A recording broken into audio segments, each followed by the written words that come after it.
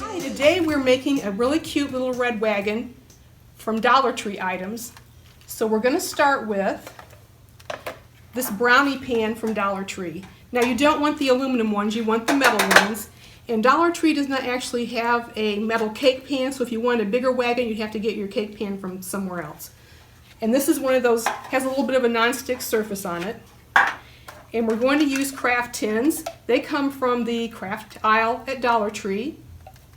You can also find the craft tins on Amazon for about the same price as Dollar Tree. We discovered that these tins being in store were a little hit or miss depending on your location. So they are available though at about the same price on like Amazon. And you're going to need a spatula. This is going to be the handle of the wagon. So we're going to start by painting our wagon with chalk paint. We wanted you to learn a little bit something here, so it's going to give it more of an antique look. If you don't want that antique look, if you want it to look like a shiny red wagon, you can spray paint it red or you can just use straight acrylic paint. With this you're going to get a little bit of an old antique look. And we had a little trial and error with the paint as we were preparing this for you guys. So the pan is shiny, obviously, when you get it. And if you just paint straight onto it, it's gonna chip off a little bit. So we are roughing them up a little bit with some sandpaper for you guys before you get them. And then to keep it from chipping, we're going to seal them, which Judy will talk about when we get toward the end. But we're actually going to put a little bit of a spray primer on here. So it'll be a little sturdier than if you use it year after year. Yeah, if you don't prime it, it peels off as you're moving it around, regardless of what type of paint you use. So, and also you can use the chalk paint on the wheels, which I actually did on our sample, but for your kit, you're going to have spray painted wheels, and you won't need to do anything to these at all. We decided that all the muss and fuss, it was just as easy to spray paint the wheels. So we're going to mix our paint, and chalk paint is basically made with acrylic paint and either cornstarch or plaster of Paris. So we used the cornstarch method because that's what we had at home. So you basically mix 3 parts paint with 1 part cornstarch, which is basically 3 tablespoons of paint, which is what you'll get in one of these little containers, and you'll get a couple of those, and 1 tablespoon of cornstarch, and that will be in your written instructions. So when you get that mixed together, you're going to get something like this. And I put mine on with a foam brush. Now I wasn't real picky about how it went on because I wanted it to look old. And it took me a couple coats. And you want to let it really dry good between the 2 coats. This recipe for the chalk paint can be used on walls, it can be used on wood, it can be used on a lot of different things. It's a little less expensive than actually buying chalk paint if you're going to do a large area or just need to touch up something. The cornstarch and paint will do the exact same thing that the chalk paint you can buy already mixed at the store will do. And you have more control over your colors if you mix it yourself, actually. So also, if you wanted to look even older, you could, before you put your Mod Podge coat on, you could sand the edges a little bit so they look worn. So you're going to put whatever amount of coat you want, a couple coats on, let that completely dry, and just put a thin coat of Mod Podge on that, and you're going to get a container of Mod Podge with your kit also. So we've got our pan all done. Now we need to, like I said, you're going to get wheels that are already painted, but I went ahead and painted mine with black chalk paint and then a coat of Mod Podge. You want to make sure you Mod Podge, if you're doing your wheels in chalk paint, everything before you glue it together. Otherwise you'll have the peeling, we learned. Yeah. So I'm going to take my hot glue gun here and I'm going to start gluing my wheels on. And you want to make sure that you're either gluing the lid on toward the pan or the lid away from the pan, but you want to do them all the same way.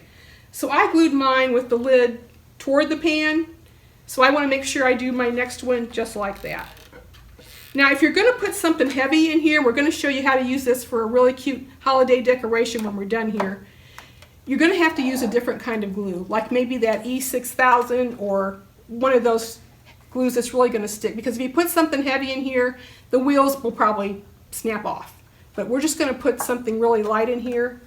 Yeah, probably if you were going to put like a planter with like a little plant or something, you might want the tougher glue than the hot glue.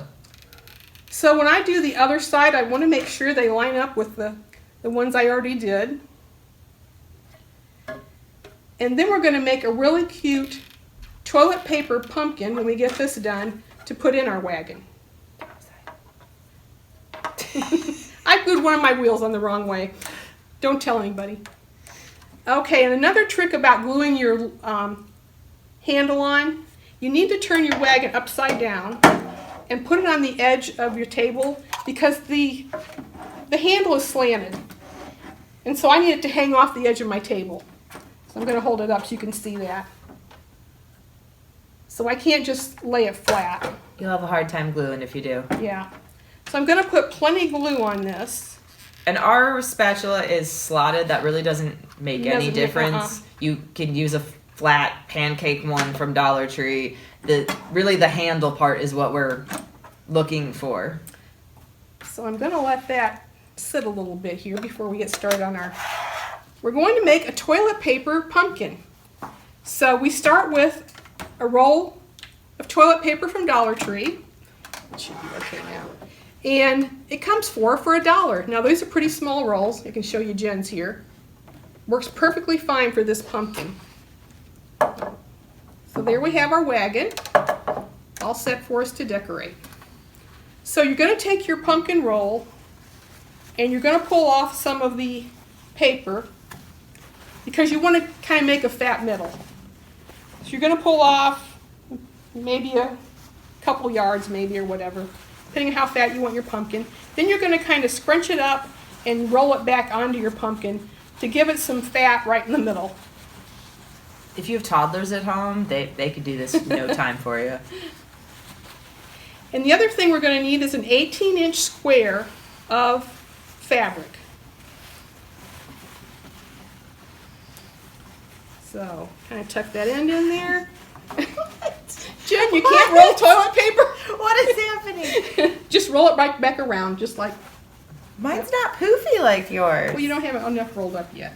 Oh, when you get it all rolled up, it'll be poofy. Okay. And if you have a bigger roll of toilet paper, you're going to need a bigger piece of fabric.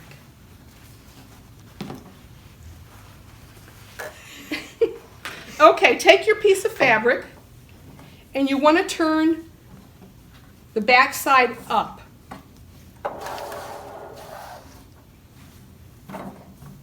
And center your toilet paper right in the center. And then take one corner and stuff it down in there.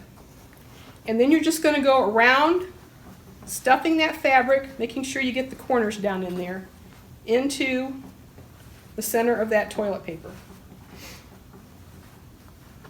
And you can fiddle with it after you get it all stuffed in there and make adjustments.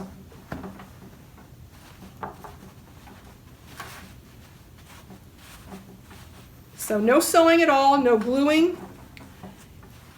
And to make our stem, I just got a stick from my yard, or you can use cinnamon sticks, but you probably will need 2 or 3 cinnamon sticks. And I just stuck it in there, and a leaf from a silk plant. Stuck that in there. See if I can get our handle back on our wagon here. My pumpkin looks more square. You can adjust the folds to make it look however you want, or you can, if you want a fat pumpkin, you can pull off, you know, the more layers of toilet paper.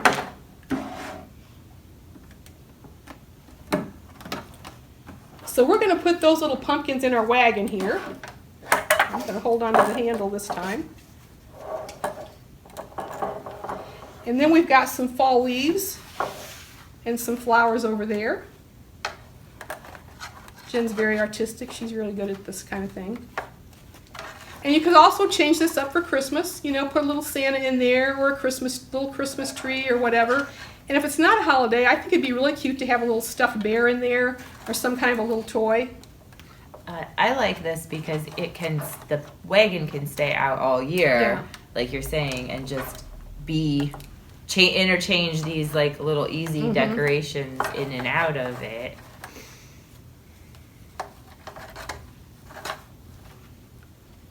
Do we need a leaf on this? Yeah, I think we do.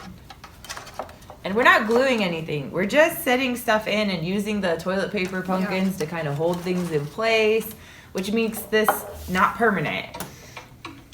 All right. See you next time. Bye.